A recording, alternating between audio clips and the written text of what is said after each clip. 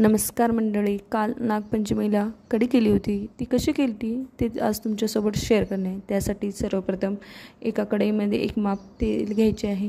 त्यामध्ये 1 चमचा मोहरी, अर्धा चमचा जिरे आणि कढीपत्ता घालायचा आहे. कढीपत्ता तडतडल्यानंतर आपल्याला त्याच्यामध्ये वाटण घालायचे आहे. या वाटणमध्ये कांदा, लसूण, खोबरं, जिरे, धने, मिरी, दालचिनी, तमालपत्र सगळे मसाले घालून सगळे मसाले परतून घेऊन ते मिक्सरला बारीक केलेले आहेत. आणि कढीपत्ता आणि कोथिंबीर देखील वाटण करताना घातलेले आहे, त्यामुळे ते मसाल्याला ग्रीन कलर आलेला आहे. ते आता तेलामध्ये घालून परतून घ्यायचे आहे. परतून घेतल्यानंतर छान उकळी आल्यानंतर आपल्या वाटणला त्याच्यामध्ये 1.5 चमचा मी काळं तिखट घेतलेलं आहे. तुम्हाला आवडीनुसार तुम्ही काळं तिखट कमी जास्त करू शकता. थोडेसे हिंग घातले आहे.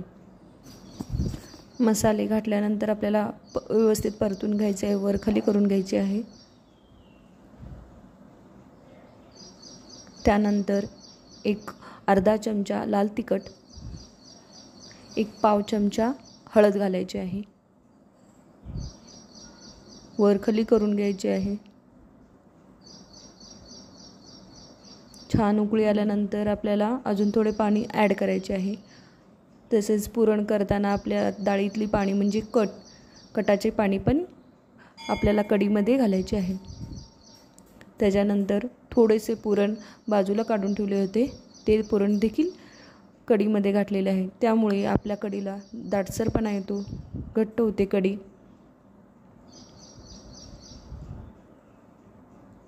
आपल्या कढीला किती छान कलर आलेला आहे. आवडीनुसार आपल्याला आणि चवीनुसार मीठ घालायचे आहे.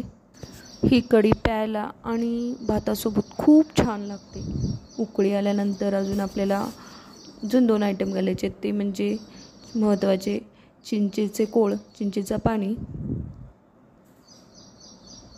आणि 1 मोठा खडा गूळ. अशा प्रकारे आपली कढी छान तरीदार आणि चटकदार कढी तयार झालेली आहे. मला ही कटाची आमटी आवडली असेल प्लीज व्हिडिओला लाईक करा आणि शेअर करा.